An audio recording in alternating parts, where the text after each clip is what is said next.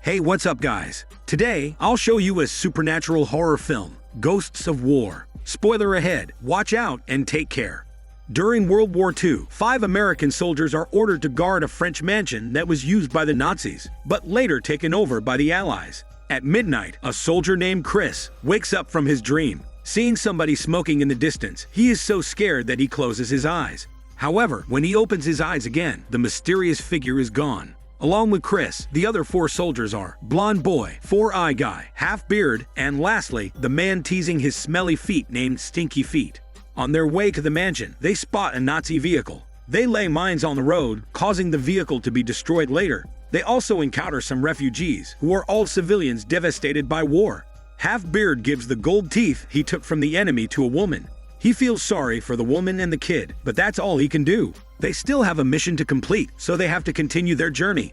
Soon they arrive at the mansion. Strangely, one soldier of the former squad is napping outside, while the other 3 stay inside the mansion. The soldiers can't wait to leave the mansion as soon as they see Chris and his team coming for the shift. Their hasty departure and that one soldier is missing seems suspicious to the arriving team, but Chris doesn't ask much and lets them go. Soon they split out to check around the mansion. Half-Beard goes to the basement, where he finds a big locked case and a family photo of 4. Soon after, strange things happen. Things begin falling by themselves. Chris spots a bird mark on the floor. Blonde Boy can't light up the match, no matter how hard he tries. A strange sound comes from a locked room, and the door opens itself when he leaves. While they are eating at night, they hear some strange noise coming from upstairs. They take the gun and go check it immediately. It is just the curtain blown by the wind. Nobody is there, but there are some scratch marks left on the floor. All of these unexplained phenomena are disturbing. After all, they are soldiers, and there are 5 of them, so there is nothing to be scared about. Later, they hear a few thumps, which sound like Morse codes. They write the sounds down and translate them. It turns out to be a message saying, "I have no legs." Just when they are wondering, an animal falls from the chimney, scaring the shit out of them. When it's getting late, the 5 go rest in separate rooms. Trying to cover his smell, Stinky Feet chooses to stay in a girly room, while 4-Eye Guy goes to the basement. There he finds a notebook and reads something horrible on it. Shortly after, something more bizarre happens. The people in the family photo are gone for unknown reason.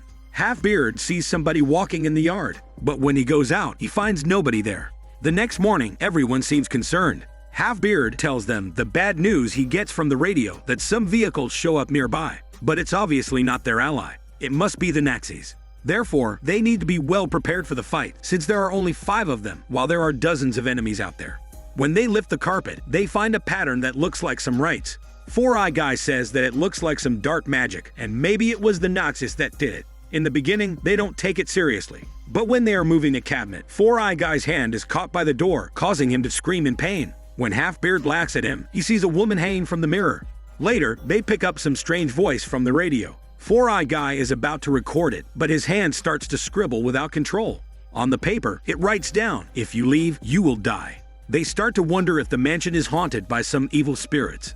Later that night, the Nazis arrive at the mansion. They plan to bewilder and keep away the enemy by pretending that the mansion is empty. Just when the Nazis are about to leave, some loud noise coming from upstairs, and it gets the Nazis' attention. So they return and exchange fire with Chris and his team, rather than hormones.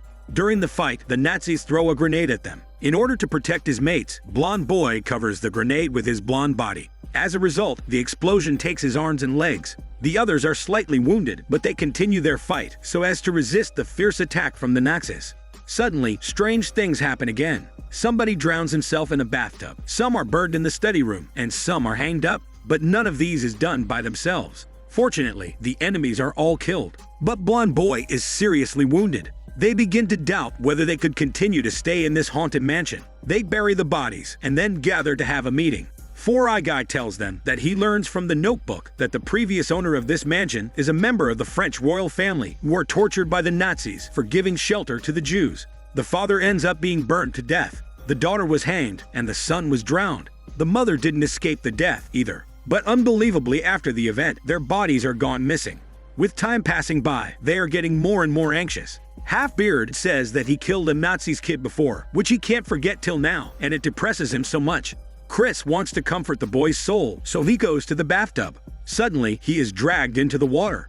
During the struggle, he feels like he's the one who is being tortured by the Nazis. When he wakes up, he is in bed. The next day, Blonde Boy wakes up and keeps screaming, "This isn't real." He grabs Chris by the collar, even though he doesn't have hands. He screams out the word, "Remember," with his last breath. The remaining soldiers decide to leave there before it's too late. But on the way, they soon find out they end up walking the same roads and meeting the same people. They can't remember how many times they have walked past the ambulance. They turn around, only to find that they've returned to the original place again and again. At night, Half-Beard is hanged on a tree mysteriously. When the day breaks, they walk into the Nazis that they killed with mines earlier. In the end, with no way out, they decide to go back to the mansion, hoping that they can free themselves from the loop by confronting the ghosts. Then, they hear a strange word, Vitrulik, but nobody knows how they know this word and the exact meaning of it. At night, Chris is caught and dragged away by some unknown force. They follow it to a small room and find the family's bodies. They think if they bury the bodies and give them a funeral, the souls will rest in peace. However, things don't turn out that way as expected.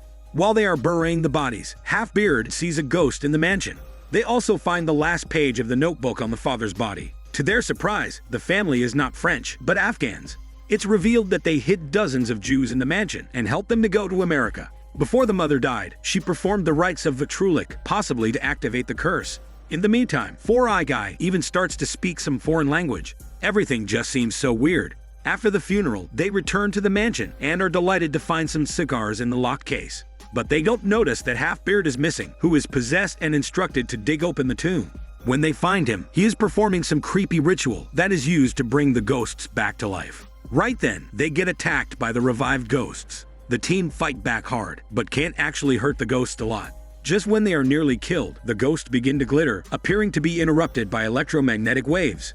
Then, Blonde Boy appears and repeatedly screams, "That isn't real." Suddenly, Chris wakes up in bed and sees his teammates are all lying in the hospital. Chris's memory gradually comes back. It turns out that the wounded team are put under simulation treatment, and none of the things they experienced in the mansion is real. Actually, they are not the soldiers in World War II, but the anti-terrorist squad sent to Afghanistan to perform a mission, which is to escort a local doctor to a safe place. Half-Beard sees two kids are playing outside of a house. Just when they are about to leave, the terrorists, rather than the Nazis, approach them. If the squad are seen there, they will all get killed definitely. So the squad just hide inside of the wall and watch them burn the doctor in a chair, hang the daughter, and drown the son. However, the mother happens to survive the massacre. At first, Chris wants to help, but then they see more terrorists storming near. The group knows that they can't stand a chance, so they stay hidden until the terrorists leave.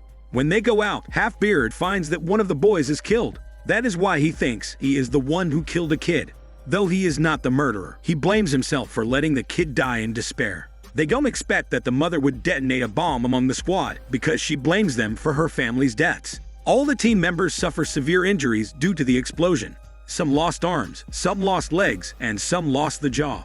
The mother curses them before she dies, which is what they hear, Vitrulik, which is said to be a Muslim curse. Back to the reality, the doctor explains that the team are put under a new treatment, which simulates World War II, so as to better heal their brain. However, Chris blames the doctor for their sufferings from the horrible haunting ghost family in the simulation. But the doctor can't understand why this family would appear in the simulation. Chris recalls the curse cast by the angry mother, so he believes that it is her curse that brings the ghosts into the simulation. So if he doesn't go back to solve the problem, his teammates will be stuck in the haunted world and even die there. Therefore, he asks the doctor to rush him back to the simulation.